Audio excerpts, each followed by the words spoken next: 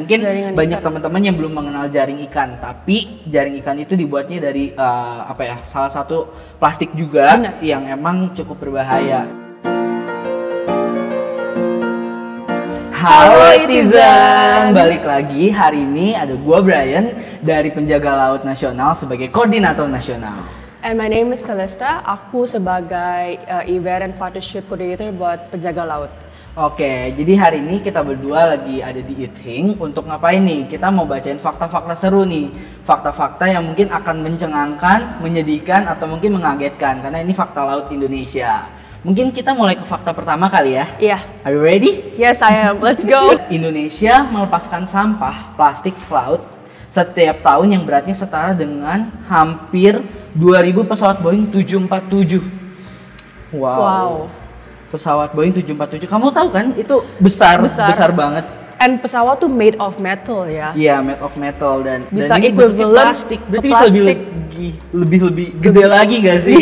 Dan ini menurut aku ini faktanya bener banget. Kita sebagai penjaga laut nih harus banyak referensi ya. Dan ini tuh ternyata hampir setiap harinya nih kita memproduksi 40 ton sampah. Itu cuma di suatu daerah ya. Dan sekitar 60%-nya itu masuk ke laut lagi. Karena cuma 40% doang sampah plastik yang didaur ulang loh, Kelly. Ya, and kita harus keep in mind bahwa sampah-sampah yang kita melepaskan ke laut itu bisa because of the current itu bisa end up in different parts of the world juga ya, bukan cuma di Indonesia. Bahkan nih ya kalau kita buang sampah di Jawa nih bisa sampai-sampainya di Sulawesi itu bisa karena ke bawah arus laut. Dan ini bayangin 2000 pesawat Boeing 747. Iya. Gak bisa bayangin how many ton of trash is currently underneath our oceans right now ya, Brian. Betul banget. Oke, kita masuk ke fakta kedua kali ya. Kita bisa masuk ke fakta number 2. Diperkirakan pada tahun 2050 banyaknya ikan di laut akan kalah jumlah dengan sampah plastik yang dihasilkan manusia. What do you think? Ini sebenarnya emang sering banget ya kita dengerin. Nanti tahun 2050 lebih bakal banyak jumlah plastik di laut dibandingin jumlah ikan. Iya enggak sih? Ya ini fakta-fakta yang baik banget. Organisasi udah coba untuk sampaikan ke masyarakat ya di all over the world, bukan cuma di Indonesia doang. Ya ini jujur very sad ya. Kayak imagine kalau misalnya kita semua yang suka diving gitu, pas kita diving kita bukannya lihat ikan, kita lihat sampah. Plastik. Nanti kan ada groupingnya bukan grouping ikan tapi grouping plastik. Grouping plastik. Memang sih plastik indah sih, ada biru, ungu, pink, tapi ya jangan nggak hidup positif gitu kan. Ya, nggak boleh positif ya. Jangan.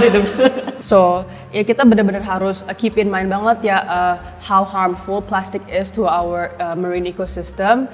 Kita harus definitely change our lifestyle to adopt a more sustainable lifestyle in our daily life. Banget. Dan ya kita nggak pengen gitu ya nanti anak aku, anak kamu nggak bisa menikmati keindahan dan makanya bukan ikan tapi plastik. Oke, kita next to the next faktanya ya lagi ya. 46% dari total sampah di Samudra Pasifik berasal dari jaring ikan. Dibandingkan dengan sedotan plastik yang menyumbang hanya 0,03% dari total plastik harian di laut.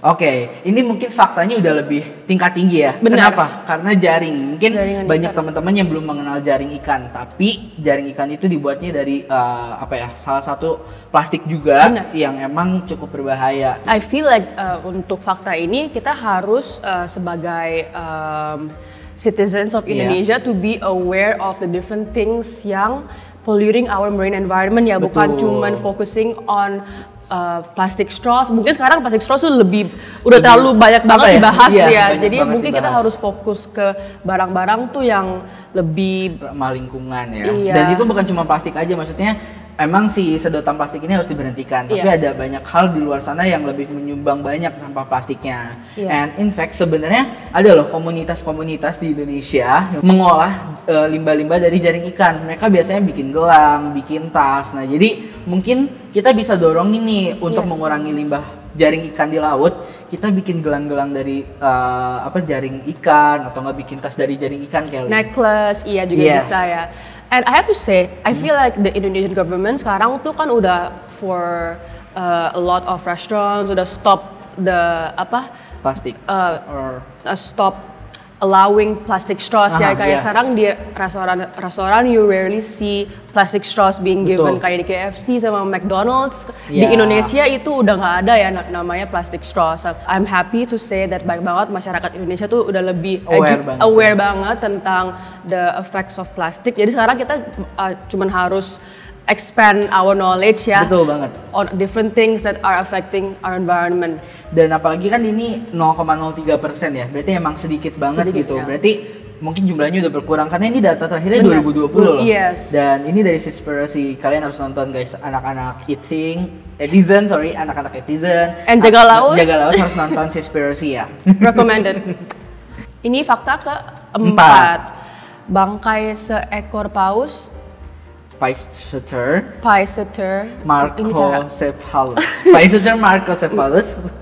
macrocephalus ditemukan di pantai daerah Wakatobi dan di dalam perutnya ditemukan ratusan sampah plastik berbagai jenis seberat total 5,9 kg. Ini di dalam paus. Ini tuh hewan, teman-teman, hewan yang emang cukup dilindungin, bukan cukup lagi, tapi emang hewan yang dilindungin, tapi mereka mati ini karena makan plastik gitu. Jadi bukannya ikan itu nggak bisa nggak pengen makan yang sehat, tapi ketika adanya plastik ya makanya kemakannya plastik gitu. Apalagi paus tuh makannya kan sebenarnya hewan-hewan kecil ya, kayak plankton, dan mungkin mereka kira plastik ini tuh ya sejenis itu. Benar. Dan ini benar-benar very saddening ya, soalnya sekarang Indonesia tuh ada regulations untuk menjagai, to protect these marine animals, tapi sama aja gak bakal se-efektif kalau misalnya masih ada that much amount of plastic waste di laut kita. Jadi ini plastic issue beneran kita harus perangin ya, lebih lagi. Dan ini ya, di Wakatobi ini sebentar lagi juga bakal ada GTRA Summit, yaitu pertemuan tingkat nasional, bakal ada presiden, bakal ada apa, dan kita penjaga laut bakal kampanye monster plastik. Yang mungkin ini bisa kita ceritain gitu, bahwa ada paus yang pernah terdampar pada tahun 2021 dan di dalamnya ada ratusan sampah plastik gitu. Benar. 5,9 kg yang bakal kampanye. Jadi nanti jangan lupa lihat juga ya teman-teman ya. Iya, keep updated, stay updated on Jaga Laut to find out more about what we're doing to reduce plastic waste in Indonesia. Fakta kelima, jangan kaget ya. Orang Indonesia mengkonsumsi lebih dari 40 kg ikan per kapita per tahun, menjadikan kita salah satu negara yang paling bergantung pada produk seafood di dunia. Kalau secara produksi seafood atau makanan, sebenarnya ikan ini punya proteinnya gede banget dan emang sangat bagus untuk menggantikan protein lainnya gitu ya. Makanya banyak kampanye kan gemar makan ikan, banyak kampanye untuk lebih banyak makan ikan dibandingin daging dan lain sebagainya. Tapi perlu diketahui juga bahwa dalam mengkonsumsi kita harus bertanggung jawab, Kelly. Kenapa? Karena ada yang namanya sustainability seafood. Jadi bisa aja nih kalau kita makan seafood terus-terusan, mungkin stok ikannya nggak akan ada lagi. Benar. Gitu. Dan aku bisa add ke poin kamu tadi. Di Indonesia tuh banyak banget aquaculture farmers di luar kota yang perlu dana in order to produce sustainable seafood. Dan I feel like the aquaculture industry di Indonesia perlu banget ya kita explore lebih lagi tentang sustainability sustainability seafood, on how we can produce seafood to our citizens responsibly ya, biar kita tuh nggak selalu mancing ikan dari our marine environment. Oke, lanjut fakta keberapa? 6. Menurut Kementerian Kelautan dan Perikanan, 90% kapal Indonesia yang mengambil tangkapan dari daerah yang sudah overfish dan penuh sesak dengan kapal penangkap ikan lainnya. Oke, nah kalau ini juga salah satu topik yang menurut aku keren dan perlu kalian ketahuin. Jadi di Indonesia ini tuh penangkapan ikan tuh nggak rata loh, Kelly. Iya. Karena I'm aware. Kenapa? Misalkan nih, kita di Jawa, mungkin kita nggak akan mancing ikan di Laut Jawa yang bagian utara Jakarta dan lain-lain, karena mungkin stok ikannya nggak banyak. Kita bakal lebih banyak mancing di selatan Jawa kayak Cilacap dan lain-lain. Tapi karena di Cilacap itu banyak, justru nelayan tuh kesana semua kayak. Iya, benar. Tapi ini a bit tricky ya, gara-gara ini udah kita ngomongin in terms of regulations, udah masuk ke apa yang our government bodies can do in order to in order to preserve our marine stocks. Jadi ini beneran kayak kita harus lebih advocate ya, harus lebih bisa ngadvokasi sih. Advokasi on the importance of our marine species biar tuh marine protected areas di Indonesia tuh lebih banyak ya mungkin. Iya. Dan ini tuh fun fact, aku tambahin fun fact-nya ya. Jadi banyak nelayan yang dari Jawa itu berangkatnya sampai Papua buat tangkap ikan. Dan yang masyarakat Papuanya, teman-teman di Papua kita di sana malah nggak dapat ikannya gitu. And then sekarang KKP bakal ngeluarin regulasi. Setahu aku ya, ngeluarin regulasi yang dimana yang boleh nangkap ikan cuman orang yang punya KTP situ. Asik gak tuh? Jadi bener-bener lokal base gitu. Jadi kita orang Jakarta makanya ikan Jakarta. Jadi kalau kalian cemarin laut Jakarta ya rasain aja itu racun ikan Jakarta. Itu sad tapi in the same time it's better for our environment ya. Itu baik banget. Jadi biarin masyarakat Papua yang ngejaga lautnya yang ngerasain ikan enak ya. Kita rasain aja ikan yang udah bercampur. Ikan yang udah mungkin kalau misalnya kita mau merasakan ikan yang enak kita harus berangkat ke sana ya, kita cobain fresh seafood. Betul banget. Ya semoga lah dengan dukungan regulasi-regulasi baru ini pemerataan tentang ikan, penangkapan ikan ini lebih baik lagi dan kita bisa terus ngerasain ikan-ikan di laut ya teman-teman ya. Iya. Oke, kita lanjut ke fakta ke-7. Widih, udah 7 aja nggak kerasa. Ini aku bacain ya. Hampir 50% stok ikan global telah habis. Bahkan masing-masing spesies jumlahnya kurang dari 40% populasi Global Fishing Index. Nah, ini 50% stok ikan global telah habis. Aku pengen ngomong yang sesuatu yang lucu deh. Jadi aku pernah nih ngajar sama anak-anak sekolah dasar. Terus ditanya, "Kak, jumlah ikan di laut berapa?" Itu aku kebingungan tau kayak berapa jumlah ikan di laut. Yang pasti udah jauh lebih sedikit ya dibanding. Sedikit. Tapi aku benar-benar bingung karena aku pun nggak pernah ngitung gitu jumlah ikan di laut itu berapa loh. Nah ini spesiesnya dikit, udah gitu stok ikannya dikit, kebayang banget sih. Jadi nanti kita cuma kenal ikannya ikan kakap, terus ikan lele kali ya. Mungkin ini juga salah satu fact lagi ya. Jadi dengan dengan ini sekarang masyarakat Indonesia atau pemerintahan juga mulai mendorongkan sesuatu, yaitu adalah penangkapan terukur. Tadi kan aku ngejelasin sedikit bahwa nelayan-nelayan ini tuh boleh nangkapnya di wilayahnya. Dan sekarang ada tambahan lagi Kelly, mereka kalau udah nangkep harus melaporkan. Kenapa? Jadi kita bisa ngukur nih dalam setahun kita ini nangkep ikan tuh jumlahnya berapa. Dan dari situ baru tuh bisa keukur kira-kira berapa sih jumlah stok ikan di laut. Jadi sekarang udah kita coba ways on how to measure how many fishes ada di our that's at our oceans. Tapi kalau I can add on just why I feel like banyak banget orang tuh nggak ngerti pentingnya ikan di laut. And I just have to add that fishes are very very important to our marine ecosystem.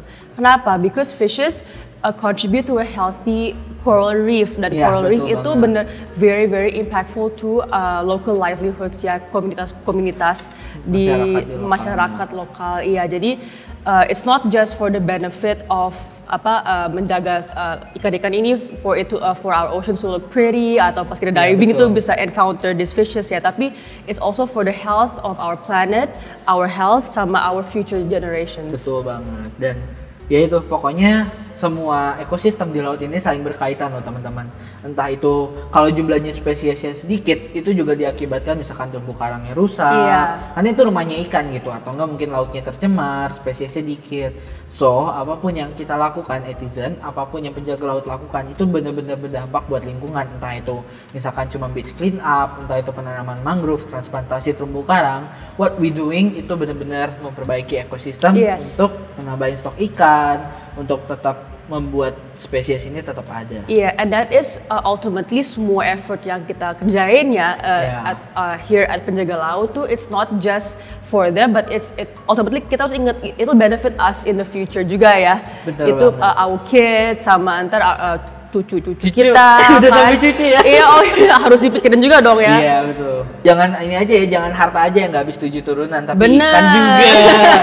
ini hashtag baru nih kita buat, jangan harta aja. Jangan harta aja. Iya, ini lewat this fact reaction kita bisa come up with new trends juga ya.